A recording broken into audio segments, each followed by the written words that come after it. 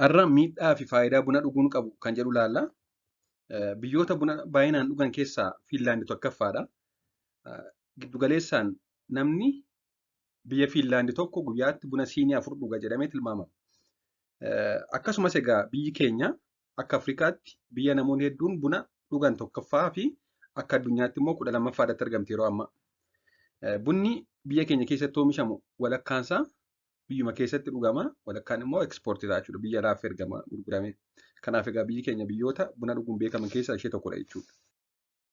Mee faayidaa buna dhuguun qabu yoo ilaalle bunni kaafeen kan jedhamu kan uumamaan nama sissiyeessu waan of keessaa qabuuf namoonni sissiyaa'uuf itti fayyadamu.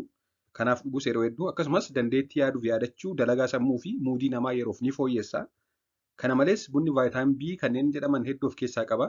Hanga pootaasiyeem fi riiboflaaviinii danuu waan of keessaa qabuuf fayyaa qaamaaf gaariidha. Kana malees akka seelonni keenya hin miidhamne kan gargaaran antioksidaantii kan jedhaman of keessaa qaba. Akkasumas immoo feenols kanneen jedhaman kan ittisuu qaamaa cimsan akkasumas kan madaa'uu yookaan infilaameeshinii hir'isan of keessaa qaba. Kun egaa qaamaaf gaariidha jechuudha. Akkasumas buna dhuguun carraa dhibee sukkaaraa isa gosa lammaffaa yookaan taayipii 2 diyaabeetis jedhamu ni hir'isa. Dhibee narvii kanneen akka alzeemers diziis, parkinsons diziis kanneen jedhaman qabamuu ni hir'isa. Sababa alkooliin miidhamuu turuu yookaan alkoolik liiver diziizii fi cooma kuusuu turuu jechuunis faatii liiver kanneen jedhaman kanneen turuu miidhaan kana ni hir'isa. Kana malees kaanserii turuu fi marrummaan furdaas ittisuuf amma ta'e akka gahee qabu qorannoon ni hima. Akkasumas mukaa'uu hir'isuuf yookaan dipireeshinii hir'isuufis ni gargaara. Kanaaf egaa buna dhuguun faayidaa hedduu qaba jechuudha. Mee miidhaa buna dhuguun qabu immoo haa ilaallu. Miidhaa qabaa buna dhuguun kan jedhu. Tarii yoo baay'ate yoo hanga eegamu ol ta'e dhangala'aa qaama keessaa fixuu danda'a. Kana jechuun dihaayidireeshinii fiduu danda'a. Akkuma beektan akkuma buna dhugdanii yeroo hedduu fincaan nama dhufa. Akkasumas yoo baay'ate nama nannaasisuu hanga nama ollachiisuutti illee gahuu danda'a yoo baay'ate. Akkasumas dhiibbaa dhiigaa ol kaasuu fiduu danda'a. Kanaaf namoonni dhiibbaa dhiigaa yookaan haayipertenshinii qaban akka dhugan baay'een gorfamu. Galgala yoo dhugne tarii hirriba nama dhorkuu danda'a. Akka waliigalaatti namni tokko adaaltiin tokko jiru namni ga'eessi tokko guyyaatti kaafeenii miligiraama 400 ol fudhachuu hin qabu. Kana jechuun egaa guyyaatti siinii bunaa 3 ol dhuguun hin gorfamu. Kaafeenii miligiraama 400 fudhachuun kan siinii bunaa 4 keessatti argamu. Kanaaf siinii bunaa 4 gadi ta'uu qaba jechuudha kan namni tokko dhugu. Kanaa ol yoo ta'e baay'ee gaarummaa hin qabu. Kanaa gadi garuu gaarii. Ijoolleen waggaa 12 gadii osoo buna hin dhugan ta'e gaariidha. American Academy of Pediatrics. Akkasumas kanneen waggaa 12 hanga 18 hanga kaafeenii miligiraama 100 guyyaatti yoo fudhatan gaariidha. Kana jechuun guyyaatti buna siinii tokko osoo dhuganii gaariidha malee miidhaan qabu. Kanneen 12 hanga 18 gidduu jiran. Akkasumas dubartoonni yeroo ulfaa akka American Gynecological and Obstetric Society jedhanitti dubartoonni yeroo ulfaa kaafeenii miligiraama 200 ol fudhachuu hin qabanii. Jechuunis guyyaatti siinii bunaa 2 ol dhuguu hin qabanii.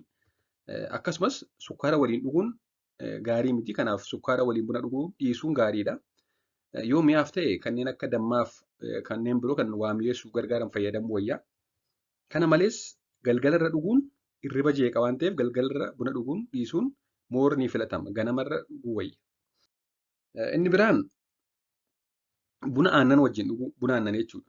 Akkuma beektan aannan coomaaf pirootinii waan hedduu of keessaa qaba. Coomaaf pirootinii waan badhaadheef kanneen ulfaatina dabaluu hin barbaanneef hin gorfamu.